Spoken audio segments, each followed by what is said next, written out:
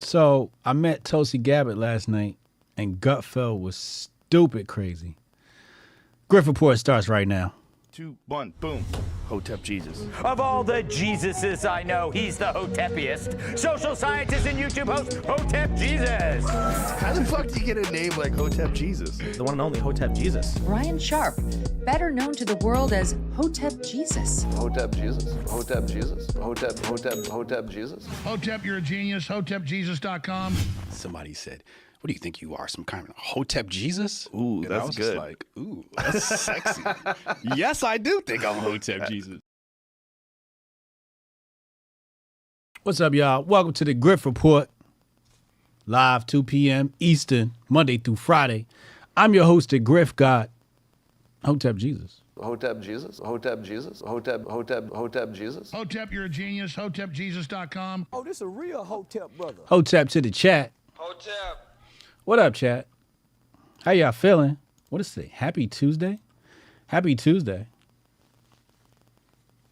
K Green said, HJ, you were great on Gutfeld last night. Great show. Hey, thanks, man. We're going to take a look at a clip here. You know. We're going to take a look at a clip here on the Tulsi situation. Hold on, let me check on my rumblers. Fuego de Basarero. We're going to take a look at a clip here on the Tulsi. Hotep Boulay, what up, man? What up, Amber? Shout out to all my rumblers rumbling. Shout out to all my rumblers rumbling. I got a lot of tabs open. I have a whole lot of tabs open. A lot of information. We're going to rip through this stuff as quickly as humanly possible. However, first,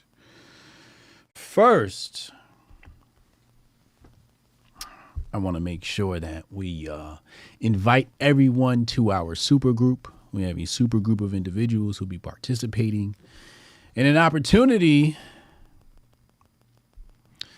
to... I'll tell you exactly what it is. I'll line it up exactly for you. Okay. So I had the meeting with the team yesterday. I had a meeting with the Syscoin team yesterday on the way to Fox in the black truck. You know, we chopping it up. I was chopping it up with them the whole way. And then in the green room, we had a nice long conversation. It was recorded with AI. I got the transcript and everything. Had a great conversation. And we have a couple of situations, right? So one situation is where we have patreon.com/Hotep's Been Told You. So we have a Patreon account where me and Uncle Hotep do a second show. So if you love Hotep's Been Told You, you'll love the Monday night show. So that's on Patreon and that's paid, right? And me and Uncle Hotep last night obviously talked about the Tulsi Gabbard, me meeting Tulsi Gabbard.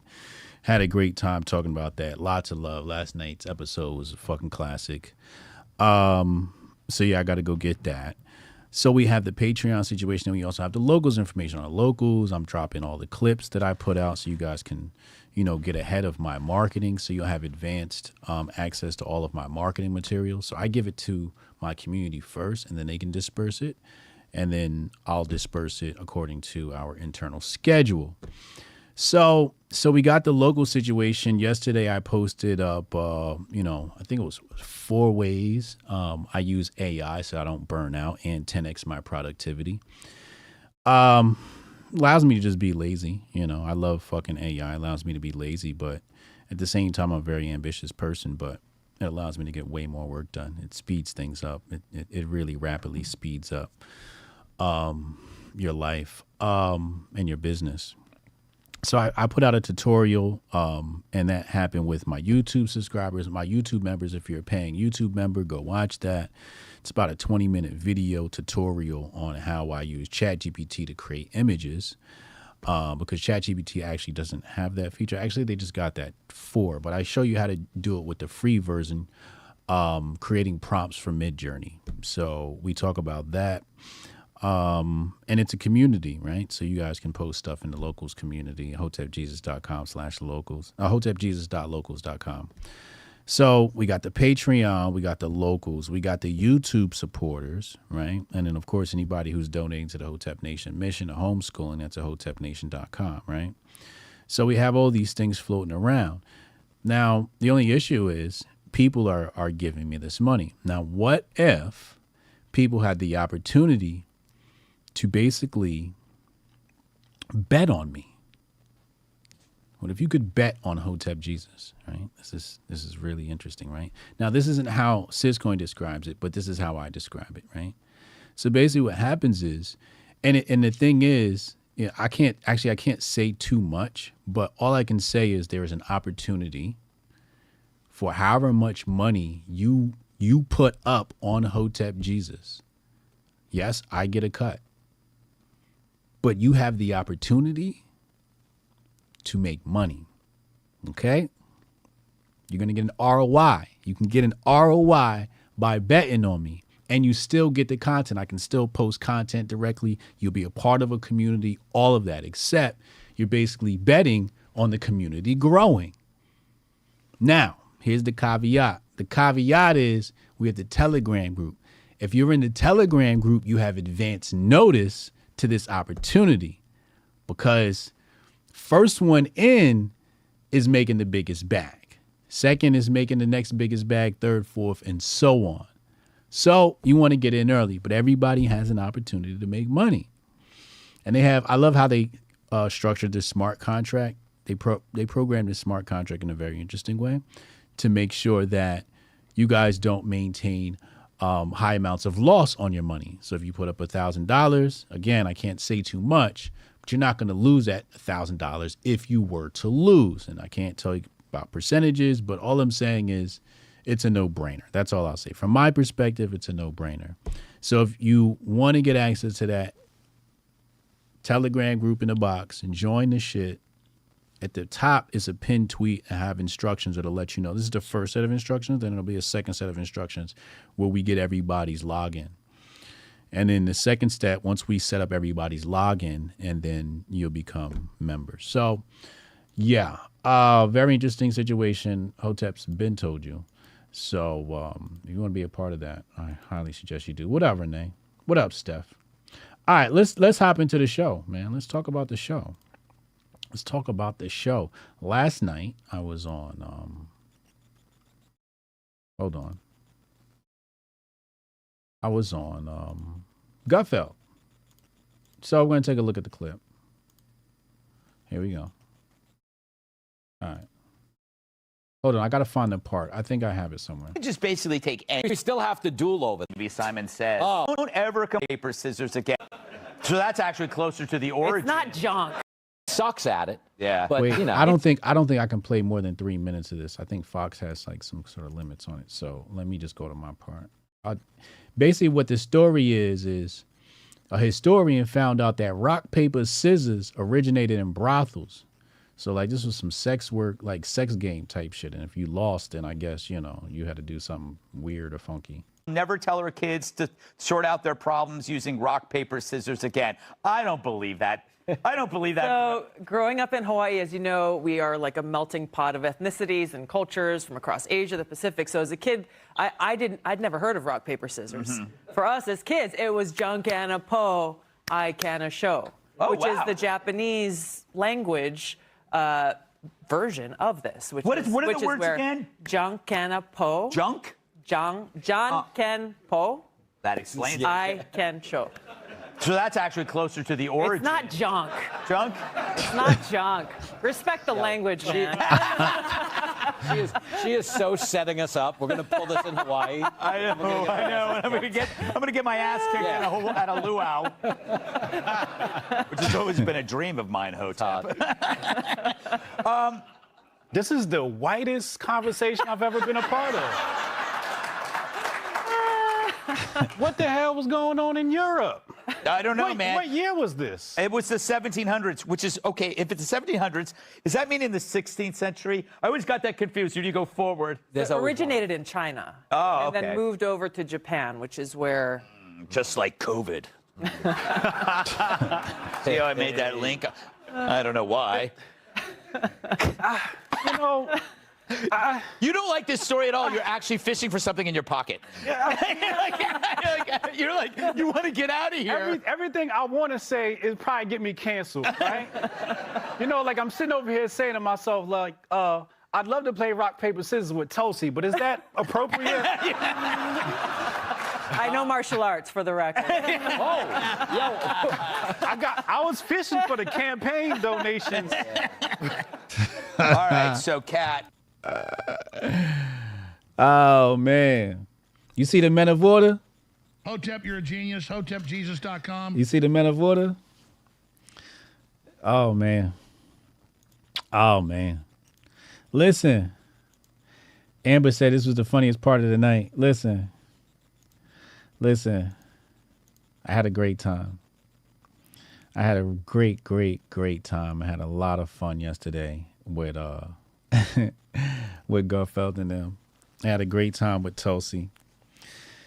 Tulsi now follows me. Oh, this a real Hotep brother. Absolutely. Shout out to Tulsi Gabbard. I just like to say I'm the biggest hypocrite in the world. You know I'm always going to keep it 100 with y'all. Y'all my family and shit. It's the Grift Report. Grift just got to be honest. Talked a lot of shit about Tulsi. Mainly, I said she was an android. That's what I said. I said there's no way she's a human being. She is absolutely an android. That's what I said. I always said it about her. And then I look at the schedule, right? They sent this over to me yesterday morning. Here's what's, here are the special guests. And here are the topics. And I look and I see Tulsi Gabbard on the paper. I said, oh, shit. That's when I tweeted out, yo, I'm going to be working with Tulsi today. You know what I'm saying? So whatever. So I get there, I meet Tulsi, I shake her hand, and her handshake is some military handshake. She got a military. I was like, oh, okay. I was expecting, a little lady handshake. Nah, she grabbed my shit like, nigga, don't fuck with me. I was like, oh, shit, Android 17 about to blast my ass. So, we get out there or whatever, and, they call your name, right? There's some other details I'm leaving out. There's some details. You got to go watch the Patreon show. I'm not going to leave out those other details that everybody wants. That's on the Patreon show last night. So I walk out. They call your name. It's in a live studio audience. So, it's people, right there in the stands or whatever. So I came out and I did the primetime dance. Primetime shit when he scored a touchdown. So I did the primetime shit. Crowd went crazy. Tulsi went crazy. She was laughing and shit, having a good time. You know what I mean? So, we bonded on the show. And she's cool, man. She's cool. You know what I mean? Niggas is talking shit, talking about now I'm World Economic Forum and shit. I'm Counselor of Foreign Relations now. That shit is funny. That shit is so funny. But no, I had a great time. I had a really great time. Tulsi's cool. She's mad cool. She came prepared. I think she had some really great responses to the topics. Some really, I can't remember. I think it was it wasn't the first topic. The first topic she was on point, but the second one, she said something. I was like, oh, she had a couple of bars in there somewhere. And it was more Malcolm said, nah, you up there shucking and jiving. Hotep, you're a genius. HotepJesus.com. Listen, man, let me work. Let me work, man. Glowtep. Glowtep Jesus. Oh, man, I'm glowing now. Shout out to Gutfeld. He said HJ Buck dancing with androids.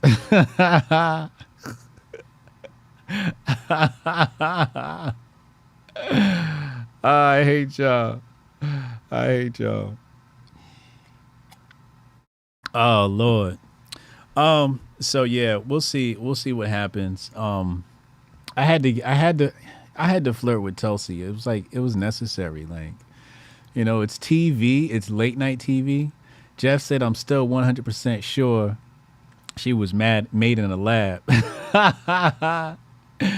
Listen, they replaced him with a clone. Oh, I'm clone now? Yo, listen. It's TV, it's late night TV. I always wanted to be on late night TV. Always wanted to be on late night TV. Me and my moms, we used to watch Arsenio Hall, and then, whatever else was on late night TV. Me and my moms, we bonded over late night TV, and it would come on after Living Color and shit all through the summer. So I always wanted to be on late night TV. Then last night I finally realized I was on late night TV and I didn't have cable, so I couldn't watch it. Damn. That hurt. But I just figured, that's how life is. That's how life is. You know, it's just how life is. You know, it's always going to have that duality. You know. So yeah, I had to flirt with Tulsi. I had to flirt with Tulsi. It was TV. It was late night TV. You gotta, and also remember, last night all the leftist media writers were off strike, so all the shows came back last night. So all the writers came back because for like 3 months there was no leftist late night TV. It was just Gutfeld. Gutfeld owned that shit. And then when they came back, you know, and I think that's why Fox moved Gutfeld. It might be a good decision. It might pay off. Get their viewers on a new schedule with Gutfeld. Bring it a little bit earlier. I think was smart. And now late night TV, people are adjusting and like, you know, whatever. And you don't even got to compete even close to that market. So with late night, with the left coming back last night, I had to show my ass. Man. I had to. Breakingcable.com. Get all the channels for $30 a month. See, Jabari, I'm too cheap though. I'm so cheap. I can't. Everything. When I tell you everything gets reinvested, every single penny y'all send me gets reinvested. I don't buy anything frivolous. I don't have $30. Hotep Nation got to be built, man. Hotep, you're a genius. HotepJesus.com. The walls of Hotepistan must be erected. Pause, just in case. So, again, had fun last night. I had a lot of fun last night. It was great. Shout out to Gutfeld. Shout out to Greg. He's a great guy. Super funny. I had a question for him. He gave me some great advice. I felt better after he gave me some advice in the green room, man. I had to, you know, you got to pull on the greats. When you're around great people, don't just hang around and take pictures and shit. Like, you know, like I could have did the whole, hey, Tulsi, can I get a picture thing? No, we don't do that. We're colleagues. Let's work. You know, let's pick each other's brain. Let's build. You know, that's what you want to do when you go in a room full of giants. You know, and I had a question for him, so I picked his brain and got good advice. So that was dope. Yeah, I don't do the whole, hey, you know, let's take a picture together. Now, if I have my photographer there or videographer, I need drops. We definitely doing drops. Yo, I'm here with Tulsi. You know, maybe I need to fucking bring my videographer next time. Who wants to be my videographer? Hotep, you're a genius. HotepJesus.com. You want to come and hang out with me at Gutfeld, you can come next time, but you got to film. I'll get you a pass, and you'll be backstage with all of us. Who wants that job? Whoever has the better camera and better editing skills gets the job, obviously. But, you know, maybe somebody else is just, you know, they have a better proposition. You know, maybe they have something else that adds on to value. Hit the like button. Let's get into the show. Hit the like button. Let's get into the show. I don't even know what's in the Grift bag. I stuffed it real well. Oh, yeah, that's right. We're talking about... This story is funny. This story is so funny. All right, hold on. I'm going to bring this up on the screen. So today we are discussing something that I had discounted originally. Originally I discounted this. I just was like, what? What is this lady talking about? And the more I listened, the more enthralled I became. And then I there was some parts I started to disagree with, and she came back to, you know, La La Land. But, you know, the meat of this was good. Pause. Let's listen. So this is, what did they call it? Racism laundering? This is racism laundering. Is a term you may not have heard of that describes something that I've suspected has been going on for a while now. It's called racism laundering. It describes a practice that happens quite often, both in online spaces and IRL. The idea is you get a black or brown person to peddle your white supremacist talking points as their own and thus use their race as a cleansing agent of sorts to help you avoid any accusations of racism. It's essentially blackfishing with consent. This can happen in a couple of ways. It can be self-directed. A black or brown... So, you know, blackfishing is like this thing where white girls get tanned like super tanned, and then they do their hair crinkly, and they come out looking Puerto Rican or some shit like that. They even spray like themselves orange or some shit like that, and then they, you know, LARP as black girls or mixed. You know, they call it blackfishing. Yeah, I don't know. You can go look into it more from there. Person who sincerely subscribes to conservative ideals can be targeted by right-wing media outlets or political organizations to become a mouthpiece for their white supremacist views. These ultra-right-wing outlets will incentivize a person of color to spew racist ideals in— Why they do my man Lawrence like that? Look how they did my man Lawrence. This is some of the stuff I didn't agree with, but let's go. Color to spew racist ideals in service of their agenda, or it can happen in a more surreptitious way. A scandal at a popular UK paper, the Daily Mail, has exposed an even more sinister form of this practice. Conservative writer Dominique Samuels recently outed the paper for offering to pay her for a, quote, ghost-written, negative, verging on racist piece, which she turned down because it apparently went a bit too far this time. When a commenter asked her— What year was that? 2021? Okay. It's post-election. Let's remember that. Let's bookmark that. Let's earmark that. That's post-election. Let's go. When a commenter asked her about whether another piece that she— Also, keep in mind, remember what I told you. I told you in politics, well, everybody's pretty much a pawn, but black women are definitely— and what piece on a chessboard would a black woman be? Black women are like bishops. Black women are like bishops. Many of us are pawns. I guess the men would be knights and the women would be bishops. Yeah. So I guess you would have, because there's a dark squared bishop and there's a white squared bishop. So there's a black bishop and there's a white bishop. So the black woman is the black bishop and the white woman is the white bishop. And then the knights are, let's call those men. You got black men and white men. And that's sort of how they're using us on the chessboard. I just put that together. That's pretty interesting. Hotep, you're a genius. HotepJesus.com. But I don't know if you guys know this, but in chess, a bishop pair is supreme. Like, a bishop pair is really strong, especially when the pawns are going off the board and they can shoot through diagonals. A bishop pair is stronger than a knight first. A knight versus bishop is not as strong as a bishop pair, right? So, or a bishop pair versus two knights. And a lot of this is contingent upon the position and how many pawns are in the center of the board and all of that. But for the most part, and that relates to life too, where white women and black women are these bishops that they're using on the chessboard to like coordinate. And it happens on both sides. This is a bipartisan effort to use people as chess pieces. All right, let's go back.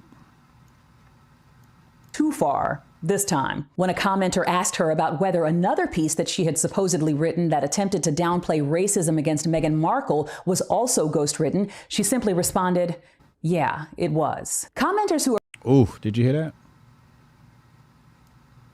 Her about whether another piece that she had supposedly written that attempted to downplay racism against Meghan Markle was also ghost-written, she simply responded, yeah, it was. Commenters who are familiar with the Daily Mail's content immediately started to question how far-reaching the practice was, considering that the Daily Mail regularly publishes content by several black conservative writers. This racism laundering seems to play into a larger phenomenon of influence peddling that seems to be much more common than it used to be. The practice of black and brown talking heads, commentators, politicians, and operatives essentially selling their minority status to— I don't know why they put Pastor Darrell Scott up there. He didn't deserve to be up there either.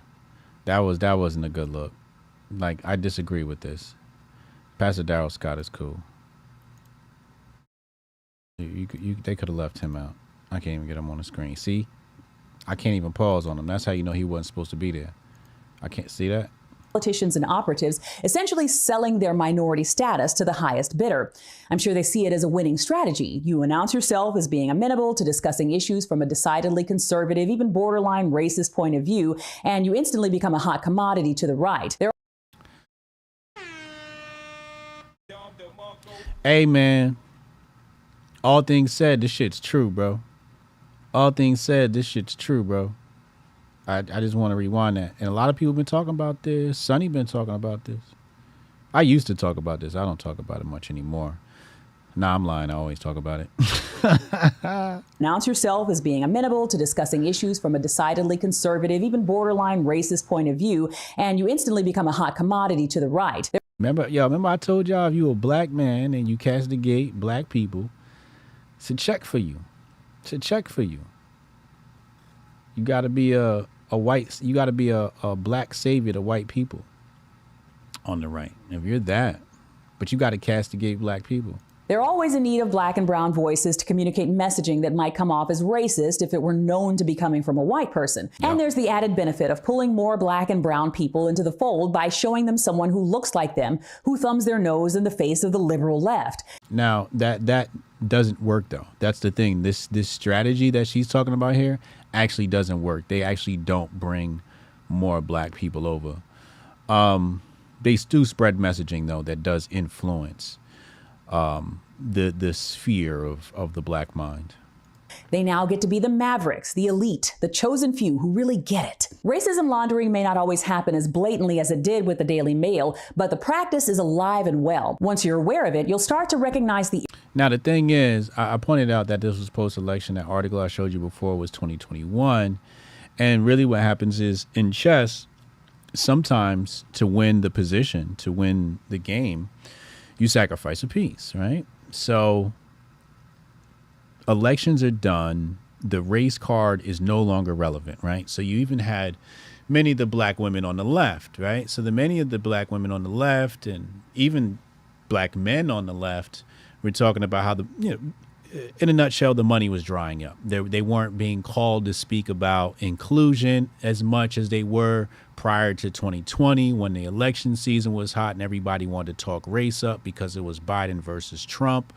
So they used black people as pawns and they used black people as bishops and knights. So, here she is being sacrificed. They'll sacrifice her and say, all right, you are no longer relevant. Elections are over. And this election, we're not going that route. Like the right clearly isn't going the race route. The right has given up on the race route, and checks are being cut in a different way. So the money has dried up for black conservatives, and the money has dried up for black liberals. The race card is not on the menu this election cycle. Now, with that being said, it doesn't mean the left might not try something last minute, because they will hit the Black Lives Matter button in the heat of summer. There'll be a viral video of a cop, and they'll hit that button. So next summer, look out and see if that Black Lives Matter button gets pushed. They'll push that button. It'll be a viral video of a white cop doing something to somebody black. Maybe it's a black woman. And then, boom, race becomes relevant again. And maybe the checks start flowing in the short term. But again, this isn't a thing. And this is where I disagree with her, is this is a bipartisan issue. This is not a exclusive right-wing thing. In fact, I would say the left had been cutting checks much bigger and fatter and longer than the right. Hotep, you're a genius. HotepJesus.com. But they don't talk about that. They want to talk about they think that you can only be a coon on the right. And the truth is the true coons are on the left. Oh, this a real Hotep brother. That's the truth. And I think the difference is the right-wing coons are witting coons, and the left-wing coons many are unwitting coons. Like they actually think they're doing something good for the black community with their rhetoric. And really what they're doing is they're digging a hole. Black conservatives are kind of just laughing at them and just talking shit about the situation. They're the person that the kids playing around the house, they break mama's vase, and everybody trying to figure out what to do. And you got the one sibling sitting there just laughing at the situation, not trying to help nothing. That's the black conservative. Like, look what y'all did. Y'all suck. That's their role. But the leftists, they believe that what they're doing is for good. They think it's good what they're doing. But, you know, I prefer the black conservative because I'd rather you laugh at my pain and make my pain worse, actively work to make my pain worse.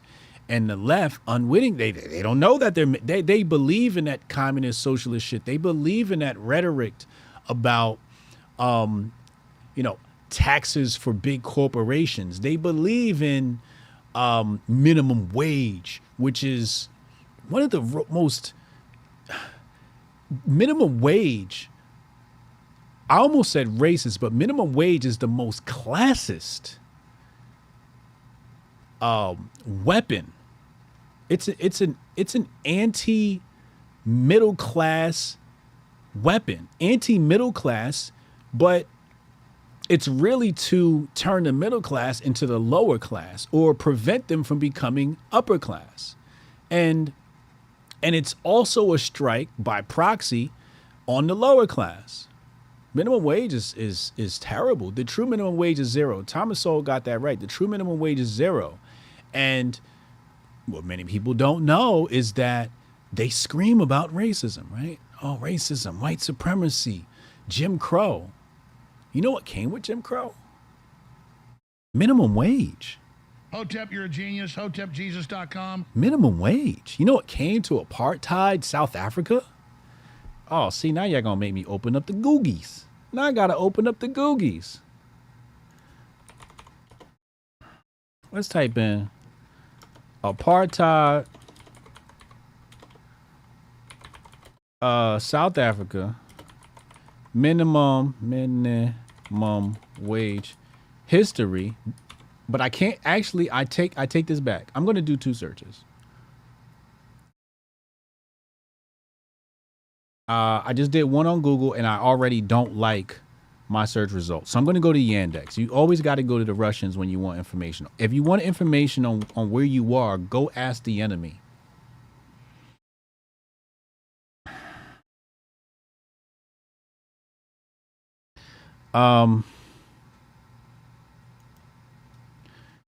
So in apartheid South Africa, I'll speak while I look for this, they installed minimum wage because what they found was white people started hiring black people because black people were cheaper labor.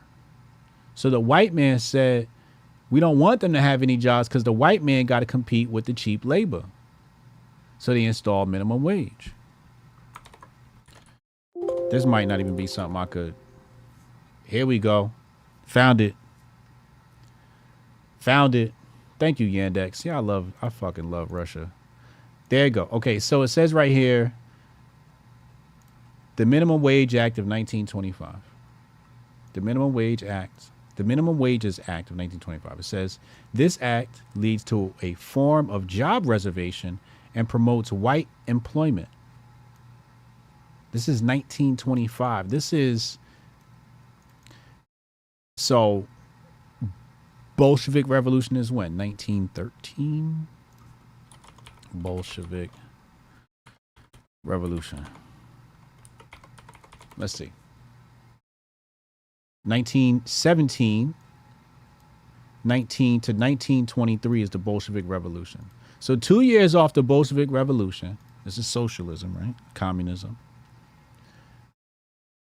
You get the Minimum Wages Act, right? So South Africa goes, oh, we like that fucking minimum wage idea. Now, I don't know for certain that they got this from the communists, but I'm going to assume that they go, wait, we can use that. And they use this, and it says certain trades are earmarked for whites. So they couldn't have this type of employment. I just shattered communism. Hotep, you're a genius. HotepJesus.com. From memory. From memory. That's why you gotta get your master focus. From memory. You gotta be on point out here, man. You see this? The Minimum Wages Act of 1925. So you have a black leftist, the bishop on the chessboard, the black bishop on the chessboard, asking for minimum wage. Meanwhile, she don't even know that's a, and they use this term, white supremacy, that's a white supremacist ideal. Hotep, you're a genius. HotepJesus.com. Oh my God, these niggas is dumb. Oh, these motherfuckers is dumb. They dumb. Matt Earth Theory said the left is sneaky. Jeff Kerr said they won't push it because they want Trump to win. Correct. Correct. Correct. It's in the Constitution. So minimum wage, you want to talk about racism? Minimum wage is a racist, has a racist history. Has a racist history. Right? This is why these leftists won't debate me. This is why they won't debate me. Because I study economics. I don't study emotions. I don't have to study emotions because I know emotions. I'm an empathetic human being. If there's one thing I know, it's emotions.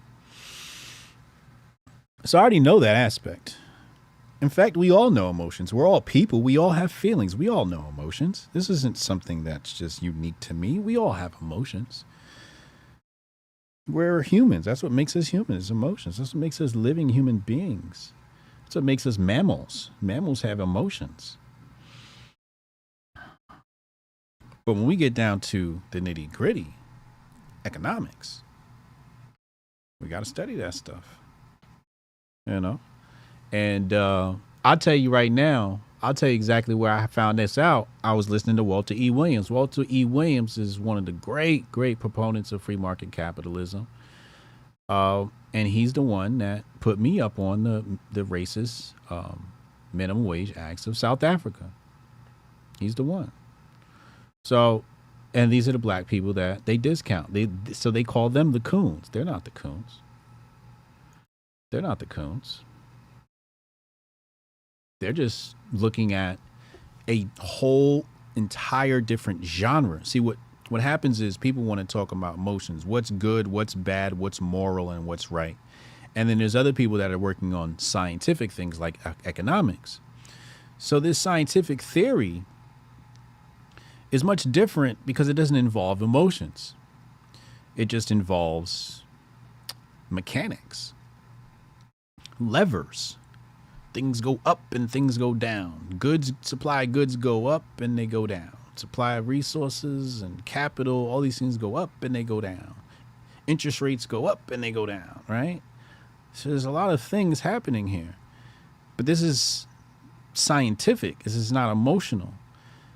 And the issue is we're talking about a scientific topic while they want to talk about an emotional topic. And it's just like, well, which conversation do you want to have, right? Because you want to talk about what capitalism has done.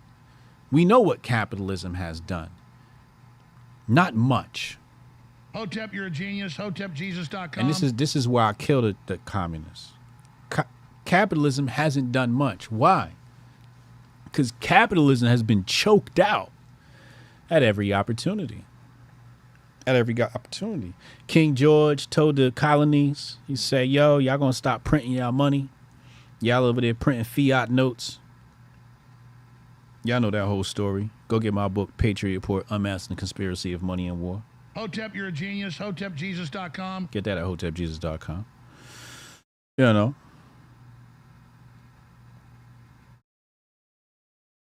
But King George told the colonies, no more printing that script. Don't print that script. And he fought. They fought over that. That's what the Revolutionary War was about. People that tell you it was over taxes. No, it wasn't over taxes. The taxes was about 1-2%. Again, that's in my book, The Patriot Report, Unmasking the Conspiracy of Money and War.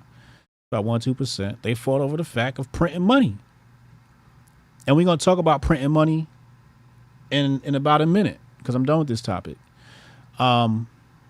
We're going to talk about printing money in a minute, but that's what the argument was. It was over printing money. That's what the war was about. It was about printing money. So we talking money, but we talking capitalism versus socialism. And all I see is socialism leeching off of capitalism and not allowing it to breathe. It's like a parasite. You know, socialism can't exist without capitalism. It can't. Where are you going to get your resources from? If there is no rich, who do you take from then? He's a dumbass. He's a dumbass. It's theft. It's theft. It's extortion. It's definitely extortion, you know, the way the government operates. But what about the fact there was no income tax? Mo Facts in the chat. What up, Mo? No income tax? You know?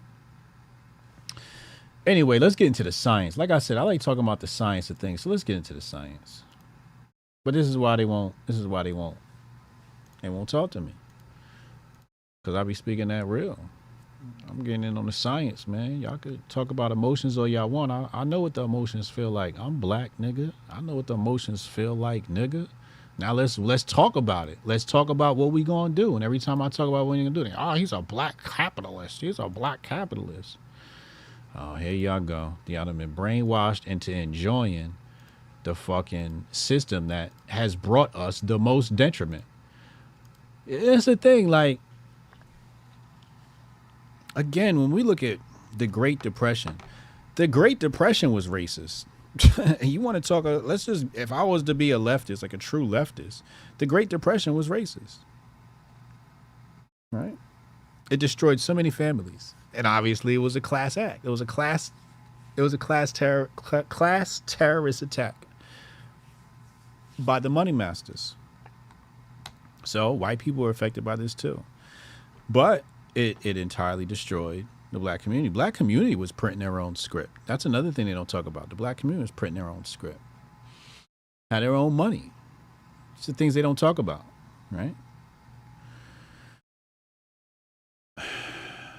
So when you got people printing their own script and people don't like the competition, they create laws. They create laws to prevent that. And that's what we have today. We have all the various laws, FTSC, SEC, all these different places, right? So the Fed gets a monopoly on the money. They control the money, right? So now the Fed controls the money.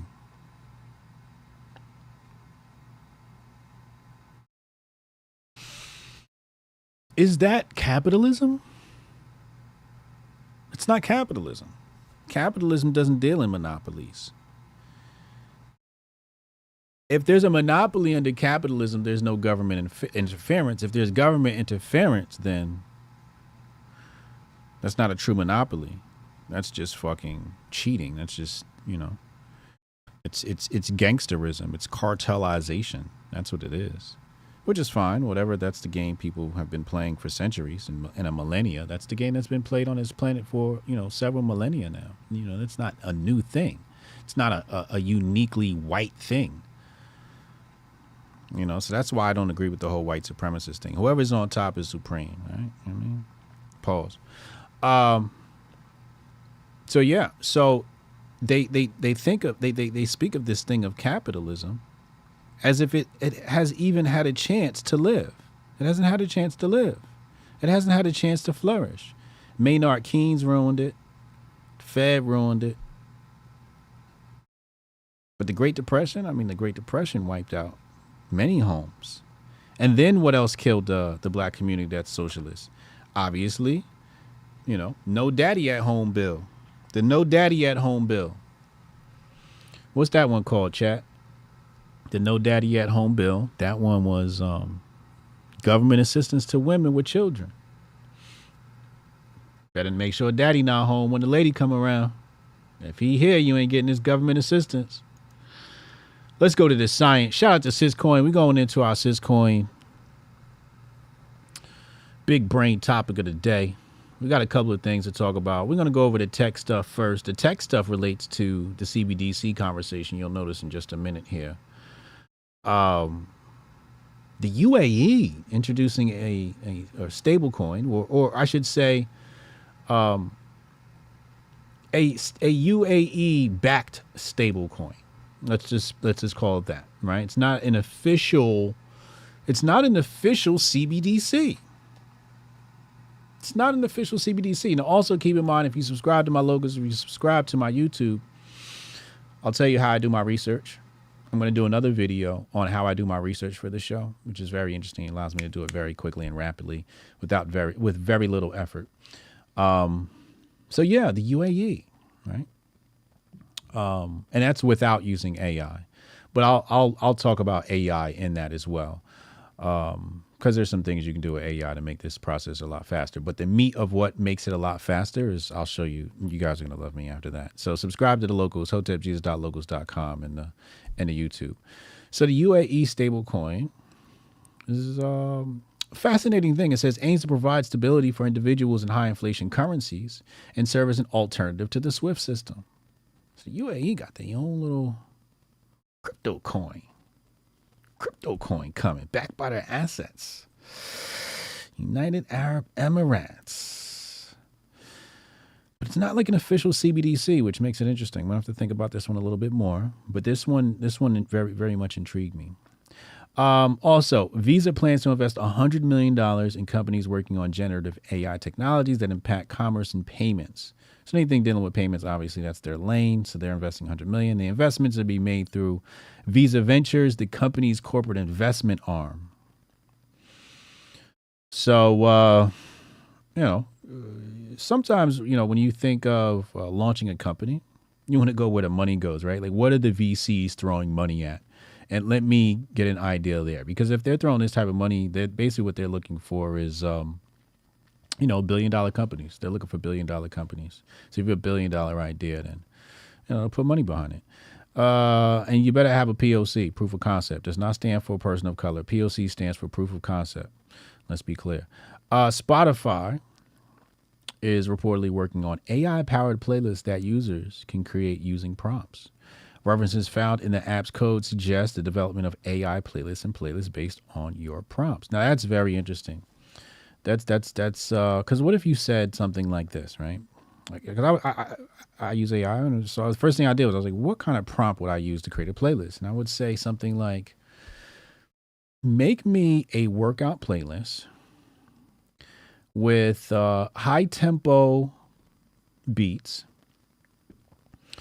with Kanye West, and just listed a bunch of artists, right? Tupac, Biggie, I throw some Method Man and Redman in there and see what the playlist give me. That should be fire. So again, that's gonna change the pace of life. AI is gonna change the pace of life. I read something today, and when I was looking at the AI stuff, they said that AI is gonna make it so that people live to 100 years old, and their workload will be decreased by 25%, and that is true. I do believe that everybody's going to be using AI to do their jobs, and life is going to be easier, which is very funny because many of you are like AI apprehensive, and especially if you're young and you're AI apprehensive, it's like kind of weird. Or if you're just AI lazy, like you just haven't gone in and you're not doing anything with your life, like it's just really weird to me because we're like a year away, if not already, where your job description better have AI in it. Because they're going to require it. It's, the job description is basically going to say, must know how to use ChatGPT, Bard, and whatever other technologies, right? It's just how it's going to be, and everybody's going to have their own internal versions of these because of proprietary information, and people will license that technology out to various companies. Which is a really dope idea for Syscoin as well. But AI is definitely going to make our lives better and easier. However, I think the danger with AI lies in regulation. And they're already talking about regulating AI. And basically, what I'm afraid is going to happen is they're going to spike the price on AI and raise the barrier, because if people ever get ambitious, they'll start using AI to become more productive individuals in their lives. And I think, again, when you don't want competition, you raise the fence. You're like, let's raise the wall a little bit and make them climb over this. And if they don't want to climb over this or figure out if they can't climb over this, they haven't figured out a way to climb over this or not ambitious enough to try to climb over this, then that's less people that, enter the next class. And that's really what it's about. It's about raising these barriers. And it's very much a test of the ambitions, people with ambition and people without ambition, right? Like I say, although the Illuminati lizard men put many barriers in front of us, if you have ambition, It's not like you can't hop over them, but you have to, the higher they raise it, the more ambition you need, the more belief, the more resilient you need to be, you know? And I think that process is what makes somebody a man. That process is what galvanizes you into being a godlike human being. Hotep, you're a genius. HotepJesus.com. All right, so that's my diatribe on that. I don't even know where I went or how I got on that. That was just flow. All right, let's go back in the bag. We got to do our daily CBDC update. Now I want you to take a look at this. I want you to take a look at this, right? And then we're going to come back to that. Remember, I told you we're going to come back to that. All right, daily CBDC update of the day. Shout out to Syscoin for the CBDC update of the day. Argentina elections argue over currencies. Sergio Massa, leading presidential candidate, allegedly, plans to launch a digital peso. CBDC. Javier Milei advocates for scrapping the peso and adopting a dollarized economy. Others argue for Bitcoin, right? So I had another tweet that I put out this morning, you know, because while I was researching, I was like, I saw this and I was like, oh my God. So I put this tweet out this morning and it said, in Argentinian elections, they're arguing over which currency the country should use. In American elections, they're arguing over which bathroom to use. Hotep, you're a genius. HotepJesus.com. And this goes back to my rant earlier. That's why I said all this stuff links up, right? So going back to my rant earlier where, you know, the black leftists are crying about racism. And I'm like, do you realize that the most important topic we need to be talking about is this money? And then we look at, you know, the right and the shit that they talk about. I'm like, y'all ain't talking about this money. You know, nobody's talking about this money. But they are in Argentina. That's like a primary concern for their country. And obviously it's because they're dealing with hyperinflation, irresponsible with the books. Probably had some dealings with the IMF. I wonder how much loans the IMF gave Argentina. Let's see how much loans IMF gave Argentina. IMF loans to Argentina. Let's see. Damn. Oh, my Lord. Oh, Lord. That's a small fortune. So, IMF board completed today the 5th and 6th reviews of Argentina's 30-month extended fund facility. The board's decision enables an immediate disbursement around $7.5 billion. So that's on top of whatever they just got.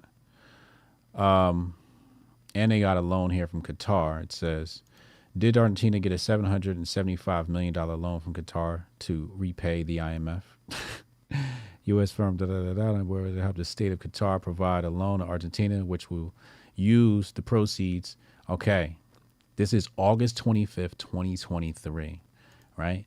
Remember, I did several presentations. I mean, this is what we talk about on this channel, right? You talk about money. So remember the IMF and this image that they like to portray, like they're so great and all they do is fuck shit up. So damn, I'm like, it's so much here. You know, where do I even start? Okay, so IMF comes in, proposes a loan, right? Now let's go back up to the top. We're going to come back to the Qatar situation, right? So what does this say? This says 30-month extension. So that what they're notorious for these extensions, right? However, when they do these extensions, the extensions come with more money, right? So they actually add more to your principal. Right? This is some crazy. And they keep extending this shit because this shit is a fucking game, bro. Because what happens is there are other speculators and they're basically like, because again, even though this is like a liability, it's also an asset to people who stake on this shit. So the people who stake on this shit are basically, you know, able to create wealth while these loans are, existing while they're still not satisfied, right?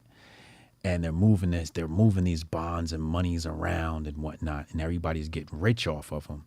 And then when it comes time to pay, whoever is caught holding the bag would lose, right? So it's like you get in first, And the second guy, you sell to the second guy, and the third guy, da, da, da, da. But if you're last, you lose, right? So what they do is they make it so that them and their friends never lose. So what they do is they extend it and add on more money. Keep the game going right now. So what happens is Argentina's like, yo, these motherfucking IMF motherfuckers are crazy, yo. They always coming at, yo, look, we got to pay them back some way, somehow. So boom, what happens? Now they come to find out U.S. firm, White & Case LLP, and Marvel O'Farrell Mayerl in Buenos Aires have helped the state of Qatar provide a $775 million loan to Argentina, which will use the proceeds to make repayments on an existing loan it has with the IMF. So they're like, yo, I don't want no more money from the IMF. Every time we deal with them, we go into more and more debt. Inflation is through the roof. Right? So they went to Qatar, like, Qatar, we need some help. Qatar, we need some help. Let's type in Argentina hyperinflation. Let's see what comes up. Hyperinflation 2023. You'll see articles here.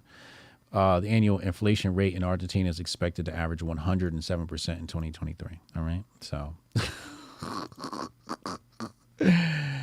this is what happens when you play with the IMF. Okay. This is called colonization. This is colonization right here. Colonization comes in the form of loans, right? All right. Anyway, let's go back. So now we got to go back to my CBDC update. Right. So their elections are about this. Right. And we're going to have a similar argument here in America. We're going to experience a form of hyperinflation, and they're going to move us to the CBDC. All right. Next, Russia domestic firms expected to use. And we're going to go to the phone lines. Text Hotep in your name to 202-596-5631. 202-596-5631. Text Hotep in your name to that number. And we're going to go to the phone lines. Try to keep it short and sweet when you call in. Please, short and sweet. Say what you got to say. Ask your questions. Get in, get out, so we can get everybody in there. Pause. 202-596-5631. Somebody will pop the number in the chat too. Appreciate y'all. All right. So Russian domestic firms expected to use digital ruble in Latin America by 2025, according to Anatoly Aksakov, right? Chairman of the State Duma Committee on the Financial Markets. Aksakov urges closer collaboration between Latin America, central bankers, and Moscow on CBD-related matters. Now, look at how all this shit links up, right? So Argentina's having money issues, right? And Russia's like, damn, our CBDC, our digital ruble is not going to be ready for another 2 years. But what we're looking at is we're looking at Latin America. So their eyes are on Latin America, right? And we know Argentina's in the regions close to there at least, right? But also South America. But also, let's come back. Remember, we were talking about our tech update, the UAE, right? So the UAE stable coin, what are they trying to do? They said provide stability for individuals in high inflation currencies. In high inflation countries, right? So that's Nigeria, that's South America, that's Latin America, right? All of that, right? So you got the UAE and you got Russia coming right in our backyard via the CBDC, via stable coins, digital ruble, and the UAE. I forget what the UAE coin is, what it's called. I'll look that up at a later time and bookmark that in my mind. All right, last story, then we go to the phone lines. Euro area central banks plan to introduce wholesale CBDC to enhance settlement processes for securities and foreign exchange transactions. Plans are progressing faster than retail CBDC meant for ordinary citizens, which has faced privacy and commercial bank-related concerns from lawmakers. Okay, so these are the European central banks, and basically what they're looking at is a wholesale CBDC, and that's prep. You got to have that before you have a retail CBDC. You got to do B2B before you do B2C. You got to have all of that, because they're going to be settling, right? They're going to be making settlements between different wallets or accounts or silos or partitions, because the regulated liability network, in their network, they call them partitions. So, however you decide to settle, and then also making it so that there's interoperability, so they can do interbank transactions, et cetera, et cetera. And also international, right? Cross-border. They want to do cross-border transactions more importantly. So, yeah, wild shit happening in the world of money around the world. Let's go to the phone lines, 202-596-5631. And I'll be back right after this short, brief commercial break.